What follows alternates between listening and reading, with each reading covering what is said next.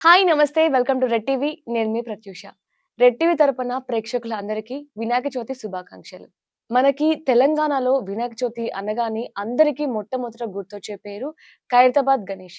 అయితే ఈ సంవత్సరం ఖైరతాబాద్ గణేశుడైతే మనకి శ్రీ విశ్వశాంతి మహాశక్తి గణపతిగా భక్తులందరికీ దర్శనం ఇవ్వబోతున్నారు.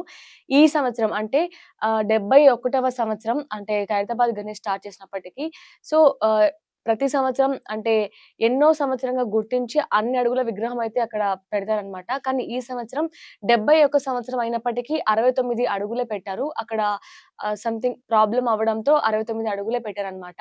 అయితే ఈసారి ఈ రోజు మొదటి రోజు కావడంతో భక్తుల రద్దీ కూడా చాలా అంటే చాలా ఎక్కువగా ఉంది. ప్లస్ మనకి ఈరోజు వర్షం రావడంతో కూడా చాలా అక్కడ భక్తుల రద్దీ కూడా చాలా ఎక్కువ రావడంతో అధికారులందరూ కూడా బాగానే కంట్రోల్ చేస్తున్నారు. భక్తుల కోసం అన్ని ఏర్పాట్లు అక్కడ చేయడం కూడా జరిగిందనమాట. మొత్తం కూడా క్యూ లైన్స్ కావచ్చు, 60 సీసీ కెమెరాలు కూడా అమర్చినట్లు కూడా పోలీసులు చెప్పుకొస్తున్నారనమాట. టోటల్‌గా 600 మంది పోలీసులు కూడా అక్కడ మొత్తం భక్తుల్ని మంచిగా చూసుకుంటున్నారంటే ఏం ప్రాబ్లమ్ రాకుండా. సో, ఇప్పుడు వినిపిస్తున్న ఒక వార్త ఏంటంటే, బాగా సంచలనం సృష్టిస్తున్న వార్త ఏంటంటే, ఈరోజు భక్తుల రద్దీ ఎక్కువగా ఉండడంతో క్యూలో చాలా మంది జనాలు ఉన్నారు. వర్షం గూడా పడుతుంది. అయితే ఒక మంచి వార్త ఏంటంటే, రాజస్థాన్‌కి సంబంధించిన ఒక మహిళ రేష్మా అనే ఆవిడ క్యూలోనే అంటే ఆవిడ ఆల్రెడీ 9 నెలలు నిండిన గర్భంగా ఉన్నప్పుడే దేవుడిని దర్శించుకోవడానికి వెళ్ళింది. అయితే క్యూలో ఉన్నప్పుడే ఆమెకి భారీగా నొప్పులు రావడంతో ఆవిడ క్యూలోనే ప్రసవించడం జరిగిందనమాట. అక్కడున్న స్థానికులందరూ గూడా బాగా సపోర్ట్ చేసి ఆవిడకి ప్రసవించడం జరిగిందనమాట. సో, ఇప్పుడు వాళ్ళిద్దరైతే తల్లి, బిడ్డ గూడా చాలా క్షేమంగా ఉన్నారంటూ గూడా వైద్యులు చెప్పుకొస్తున్నారు. వాళ్ళిద్దరికీ గూడా ఒక వైద్యశాలలో చికిత్స కూడా తీసుకుంటున్నట్టు కూడా తెలుస్తుంది. అయితే అక్కడున్న స్థానికులందరూ కూడా ఆ దేవుడి కృప వల్లే ఎంతో మంచిగా చాలా సేఫ్‌గా బిడ్డ పుట్టడం జరిగింది. ఆ బిడ్డ కూడా అలాగే తల్లి కూడా ఇద్దరు సేఫ్‌గా ఉండడం జరిగింది. అయితే ఇప్పుడు ఖైరతాబాద్ గణేష్ విషయానికొచ్చినట్లయితే ఇప్పుడు మనకి దాదాపు 9 రోజులు ఈ ఉత్సవాలు జరుపుతున్నట్లు కూడా అక్కడున్న వాళ్ళు చెప్పుకొని రావడం జరిగింది. అయితే 9 రోజులు 9 రకాల హోమాలు, అలాగే కాశీ నుంచి రుద్రాక్ష మాలలు ఖైరతాబాద్ గణేశుడి మెడలో గూడా వేయడం జరుగుతుంది. అలాగే ప్రభుత్వ అధికారులు కూడా వచ్చి 1,00,000 సహస్రనామాలతో గణేశునికి పూజ గూడా చేస్తున్నట్లు గూడా అక్కడున్న వాళ్ళు గూడా చెప్పుకోరావడం జరుగుతుంది.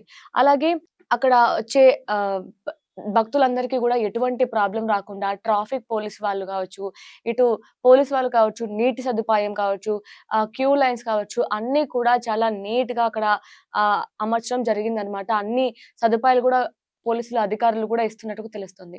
అలాగే పొద్దున 6 గంటల నుంచి రాత్రి 11 గంటల వరకు ఖైరతాబాద్ గణేశుడిని దర్శించుకోవడం కోసం అక్కడ ఏర్పాట్లు చేసినట్టు కూడా తెలుస్తుంది. 11 తర్వాత ఏదైతే ట్రాఫిక్ ఇబ్బందులు అన్ని తొలగించడం కోసం అధికారులు గూడా సిబ్బంది గూడా రెడీగా ఉన్నట్టు కూడా తెలుస్తుంది.